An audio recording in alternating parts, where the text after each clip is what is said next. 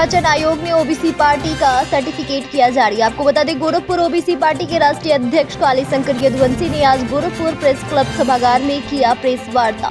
देश के पिछड़े समाज की प्रथम पार्टी ओबीसी पार्टी अर्थात वन भारत सिटीजन पार्टी की घोषणा किया। कालीशंकर यदुवंशी ने बताया कि दिनांक 15 अप्रैल 2024 को भारत निर्वाचन आयोग ने ओबीसी पार्टी अर्थात वन भारत सिटीजन पार्टी का रजिस्ट्रेशन सर्टिफिकेट जारी किया। कालीशंकर यदुवंशी ने कहा कि हमारे लिए राष्ट्र सर्वप्रथम है तथा ओबीसी पार्टी सभी जाति धर्मों का सम्मान करते हुए भारत की सबसे बड़ी आबादी वाले पिछड़े वर्ग के हित और अधिकारों की लड़ाई सड़क से लेकर संसद और न्यायपालिकाओं तक लोकतांत्रिक और संवैधानिक ढंग से लड़ने के लिए संकल्पित और समर्पित है। कालीशंकर यदुवंशी ने बताया कि ओबीसी समाज ने अपनी खुद की पार्टी ओबीसी पार्टी विधानसभाओं में ओबीसी पार्टी अपना 100% टिकट वितरण ओबीसी, अनुसूचित जाति, जनजाति और अल्पसंख्यक समाज में करेगी, जिसमें 70% पिछड़े और अति पिछड़े समाज तथा बाकी 30% में अनुसूचित जाति, जनजाति एवं माइनॉरिटी को दिया जाएगा। कालीशंकर यदुवंशी ने बताया कि ओबीसी पार्टी का लक्ष्य 2027 में उत्तर प्रदेश में ओबीसी पार्टी की सरकार बनाना तथा 2029 में देश में अपनी सरकार बनाएगी।